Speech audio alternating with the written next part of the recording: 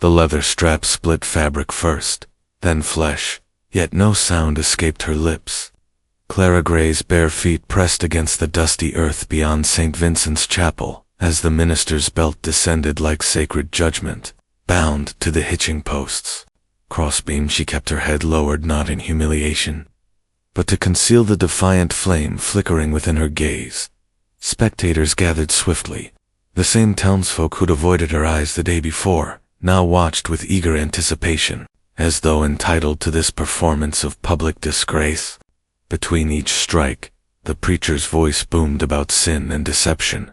The sheriff's companion nodded approvingly. The mayor's spouse pressed a handkerchief to her cheeks. Nobody intervened, not even as the sixth blow spilled crimson onto the chapel's stone threshold. Clara had never fit their mold. Too keen, too stubborn, too proud to plead for mercy. When her father died, she'd taken over his blacksmithing business, refusing to smile sweetly when men patronized her. The community resented this independence. Then came the wealthy banker's boy with his midnight visits, soft whispers, and manicured fingers. He vanished after a fortnight, leaving her behind. As her belly began showing, retribution followed swiftly. 27 years old, unmarried, and unashamed, that sealed her fate. The minister lifted his arm for strike number 7. That's when everything changed. The shift came not from Clara or the crowd, but from the square's perimeter, where a dust-covered stranger in a weathered coat stepped forward without hesitation. He carried no authority, no weapon, no obvious purpose. He moved through the gathering as if they were mere shadows. The preacher faltered. Clara raised her bloodied face, matted hair framing fierce eyes that locked onto the newcomer not with desperation, but with inexplicable knowing. She'd never seen him before, yet something deep within recognized him. He mounted the chapel steps, found the rope's knot, and freed her without uttering a syllable. The crowd froze, even the lawman stayed motionless. When her arms dropped, she crumpled. He caught her descent, cradling her as though he'd rehearsed this moment his entire life. Still silent, he wrapped his coat around her wounds and positioned himself between her broken body and the hostile town. No words were exchanged, because none were needed. The townspeople didn't pursue them. Not a single soul from that chapel dared follow.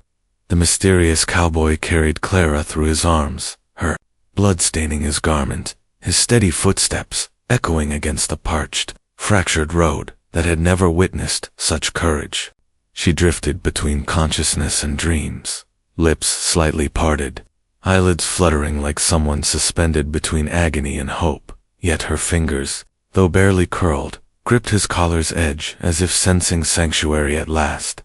He bypassed the physician and sought no assistance. Instead, he walked beyond the town limits, past her old smithy, past the community well, to the abandoned dwelling where Widow Grafton once resided, now left to decay and ruin. He forced the door open and settled her gently on the interior cot, removing her torn clothing and tending her injuries with water from his personal flask. His touch was both skilled and tender, suggesting experience with mending broken souls who deserved better than their circumstances had allowed. When awareness returned, darkness surrounded her. His coat still covered her frame, heavy with his distinct aroma: earth, tobacco, and traces of sage. Her back ached, her mouth was swollen, yet her thoughts ran clear. She rose carefully, clutching the garment against her chest, and surveyed her surroundings. There he sat, mere feet away on the floor beside the entrance, head tilted low, observing her with eyes the shade of evening twilight. "Why?" she managed, her voice fracturing. The question didn't seem to affect him. He simply inclined his head slightly before studying his own hands. She attempted again. "You're a complete stranger to me." His response was silence. He drew a measured breath, reached into his pocket, and withdrew a leather strip, worn, weathered, yet carefully stitched along one edge. When he displayed it, recognition struck immediately. Her father's branding strap, used to mark every completed horseshoe. She hadn't laid eyes on it in years. Her breath caught. Where did this come from? The man finally met her gaze directly, and in that extended moment, something stirred behind his quietude, not fear or sympathy, but something resembling remembrance. Speech wasn't necessary. The strap rested in his palm like a riddle only she could solve. Clara reached for the leather, as if it might sear her skin. The stitching remained intact, her father's initials on one side, the faint star pattern he'd carved during a drunken Sunday still etched into the border. This wasn't merely a tool, it was inheritance. This disappeared in the blaze, she said, voice thin with disbelief. I searched everywhere for weeks. The cowboy's expression remained unchanged. He placed it carefully on the nearby table, then leaned back, his silence carrying more weight than any explanation. Were you acquainted with him? She asked. My father? One deliberate blink, then he reached inside his coat and produced a folded paper scrap, creased and yellowed, barely intact. He slid it across the surface toward her. Her hands trembled as she unfolded it. A rough charcoal sketch emerged, smudged but unmistakable, her father laughing. A small girl perched on his shoulders. Herself. She covered her mouth as tears welled too quickly to contain. Who are you? She whispered. He pointed to the papers. Bottom corner, a signature, M. Grafton. Her breath stopped. Miriam Grafton's son. The cowboy nodded almost imperceptibly. Clara remembered the widow who lived outside town boundaries, known for sheltering every lost soul, human or animal, who perished during the Great Flood. People claimed no relatives came to lay her to rest, but she'd had a son, and that son had sketched this memory. You observed us, Clara said, amazed. You were present that day. Another nod. Why remain silent back then? Still no words. She studied him intently this time, the way his jaw tensed with each breath, the scar dividing his eyebrow like an unfinished sentence. He hadn't come as her savior. He'd come to return something precious, a memory, an act of kindness, a truth no one else had preserved. You noticed me before they did, she murmured, and now you've returned. Their eyes connected. Sentences weren't required, just a silence profound enough to contain everything left unspoken. Outside, the wind shifted direction. For the first time in days, Clara felt no shame about the name she carried. When Clara emerged from the cabin the following morning, tension filled the air. Dust swirled around her bare ankles as if it too awaited her next move. The church bell tolled, distant and cold.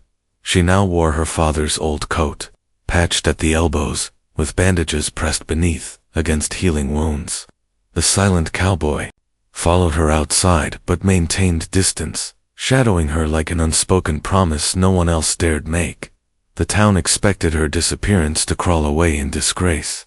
Perhaps flee to neighboring counties like others branded before her. That's what women did after the lash.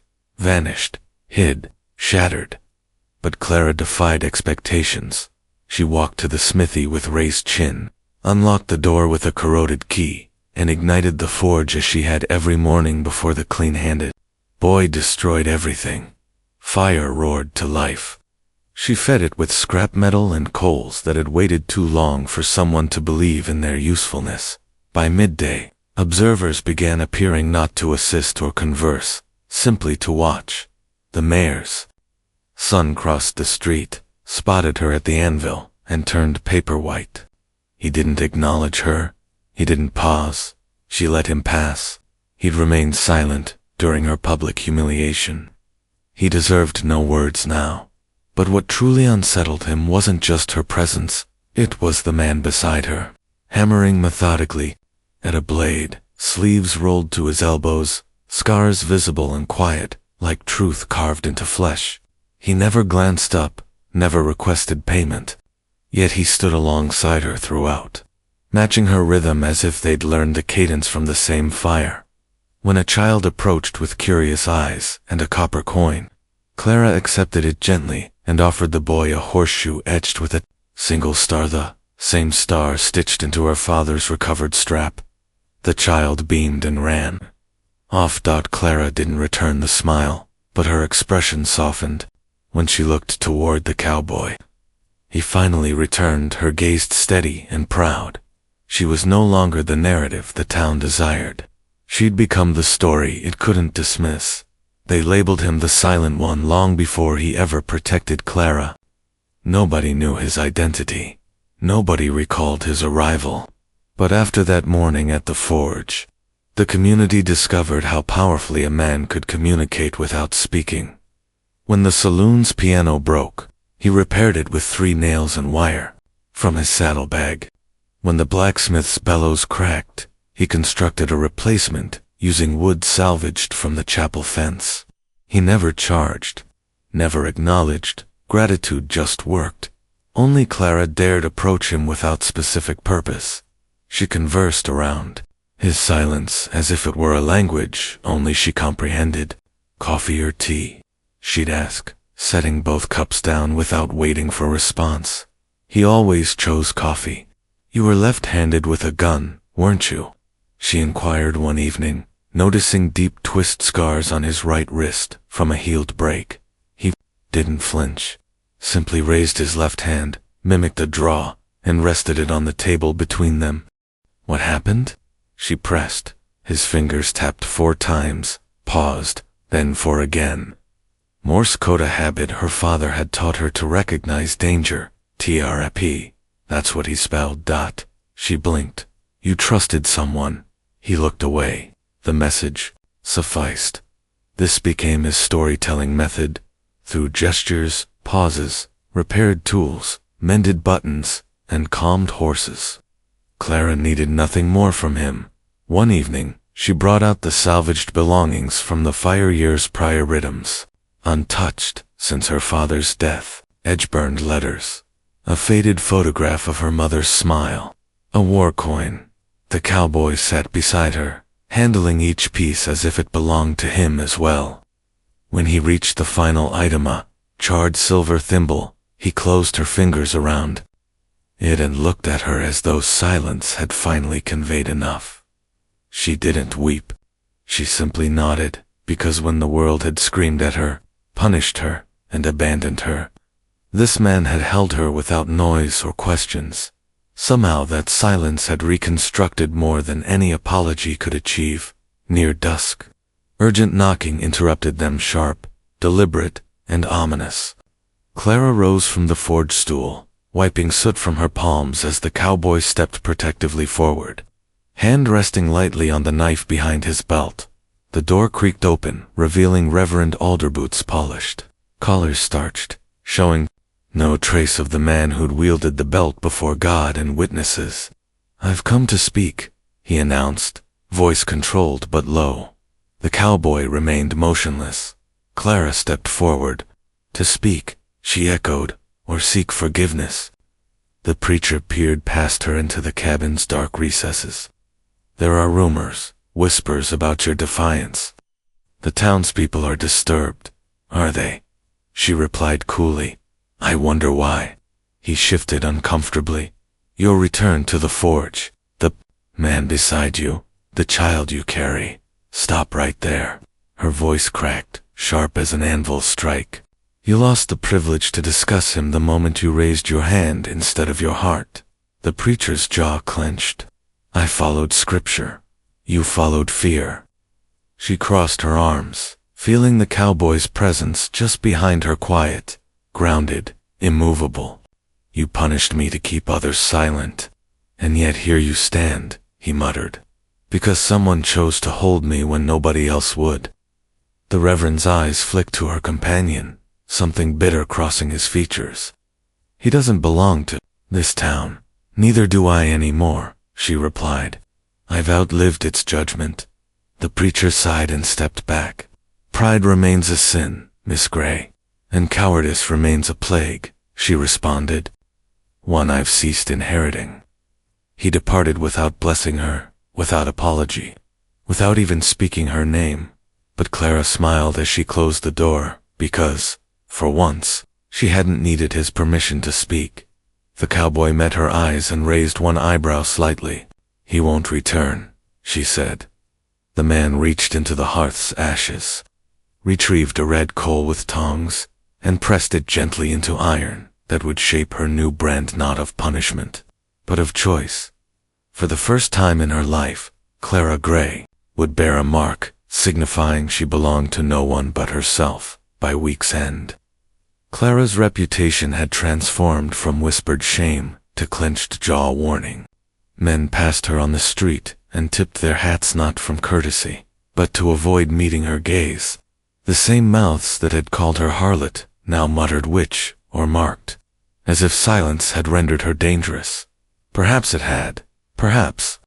Her refusal to apologize spoke louder than any sermon. She walked beside the cowboy each evening past the well through the market, sometimes with hand on her belly, other times resting against his arm as if it had always been her place. He still never spoke, but others talked enough for both. At the general store, the clerk fumbled change and avoided her gaze. At the saloon, two ranch hands stopped mid-drink when she entered, seeking sugar, as if witnessing her unbroken spirit threatened something they'd convinced themselves about women like her. Worst of all was Annabelle, the banker's niece, speaking, loud enough for the entire front porch to hear. She didn't even thank him. He risked his reputation for her, and she walks like she earned it. Clara turned slowly and stared straight through her. He didn't give me anything I didn't already possess, she said. He just made it visible. That silenced the porch. The cowboy stood behind her, arms crossed, unmoved, his silence more powerful than fists. Later that night, as they sat on the porch swing she'd rebuilt, she turned toward him and asked, "What do you see when they look at me like that?" He didn't answer with words. Instead, he reached into his pocket and handed her something wrapped in cloth.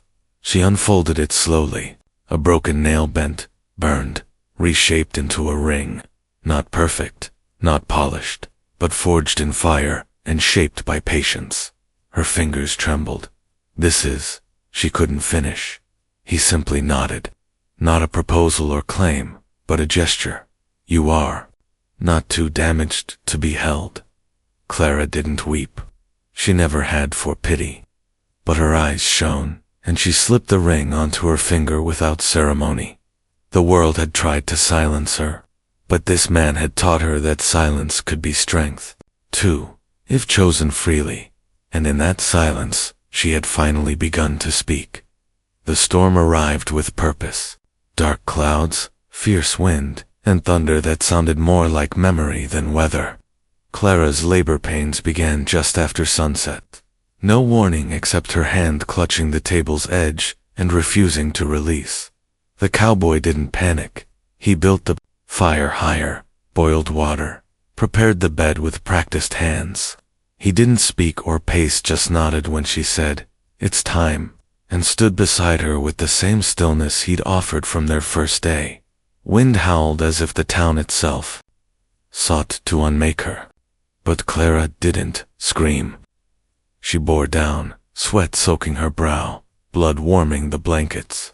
When her voice finally broke, not from pain but from power, he was there, hands steady beneath her knees, catching a life she'd never believed she'd earned. A boy red-faced, furious, alive.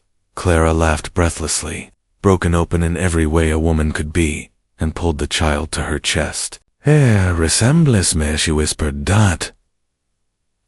The cowboy reached forward, brushed the baby's cheek with his knuckles back, and for the first time, she saw his mouth form something approaching a smile. "Will you name him?" she asked. He shook his head. She understood. This boy would carry no man's shame, no memory of a fleeing father, no stain from the preacher's Lashed fire. Quiet, and the steady silence of a man who'd chosen to stay. "Then I'll name him after the wind," she said, "because it never breaks, even when the sky does." She didn't sleep that night. Neither did he. They alternated holding the child, rocking him with no lullabies save the fire's crackle and distant thunder fading into dawn. Outside, the storm passed. Streets were washed clean. The town would whisper again, invent new names for what they witnessed in her. But Clara wouldn't hear them anymore. She'd built something louder, a life, a home, a child who entered this world, wrapped not in shame, but in the warmth of a man who never spoke, but meant everything. 3 weeks after the birth, Clara returned to the town square not to prove anything or confront ghosts, but because she wanted a lemon drop from the mercantile and refused to live like a fugitive in her own skin. She wore her hair loose, the child strapped to her chest, and the silent man walking beside her with his usual slow, certain gait. People moved aside not with hostility, but with hesitation, like giving space to a natural force they couldn't comprehend. Outside the church, doors remained closed. No bell rang. No sermon echoed. Reverend Alder hadn't spoken her name since the day she stood again. Rumor claimed he'd requested transfer to an eastern town. Others said he stayed but never preached about women again. Either way, she passed without pausing. She owed no prayers to walls that once punished her body in God's name. A child waved from the bakery window. Clara smiled. Small kindnesses were returning. Later that evening, she laid the baby beneath the cotton blanket sewn from her father's shirts and watched him sleep, mouth open, hands curled, as if still holding her heartbeat. "Do you think he'll understand?" she asked, not looking up. The cowboy didn't answer. He sat near the fire, carving something small between his fingers. She crossed the room, watching silently as the shape emerged, a horse, imperfect but familiar. "My first toy was identical," she said, tracing the grain. "My father carved it the night my mother died." The cowboy looked at her, eyes soft beneath his brow's shadow. She placed the carving beside the sleeping child, then turned back to him. "What you gave me," she said slowly, "wasn't rescue. It was a place to return to when no one else waited." He rose slowly and took her hand. For a moment, neither moved. There were no vows or claims, but in that shared silence, there was the steady pulse of something complete. He brushed his fingers against her cheek. She leaned into it, and outside, as twilight fell across the cabin and the forge grew quiet. The town forgot how to define her, but she remembered who she was. Years later, they would whisper about her like she'd been legend. Some claimed she cast spells from her forge. Others insisted the cowboy who followed her like a shadow wasn't real, just a ghost conjured from her shame. But those who truly met her eyes knew the truth. She'd been broken publicly and rose without permission, not because someone fought for her, but because someone had stood beside her and refused to look away. The boy grew tall, with her eyes and his silence. He'd asked once, at 9, why no one ever spoke the cowboy's name. Clara had smiled, kissed his head, and said, "Because names don't make a man real, deeds do."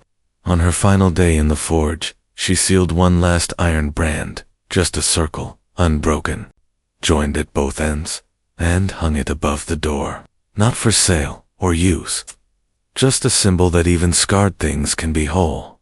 She didn't speak much in those years, not like before. She didn't need to. The world had heard her scream once, then watched her rebuild. When she passed, it wasn't in bed or under watch.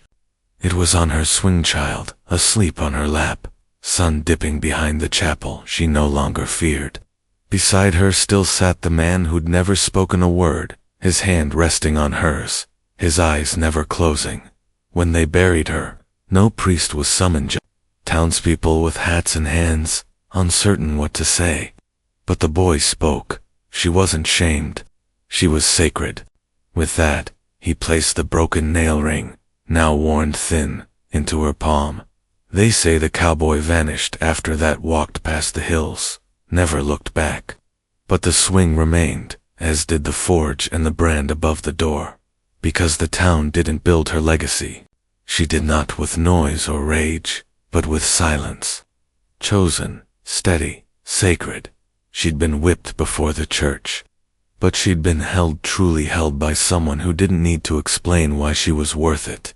And in the end, that was the loudest thing of all. If this story resonated with you, subscribe to Heart of the West and share in the comments. Can silence speak louder than any promise?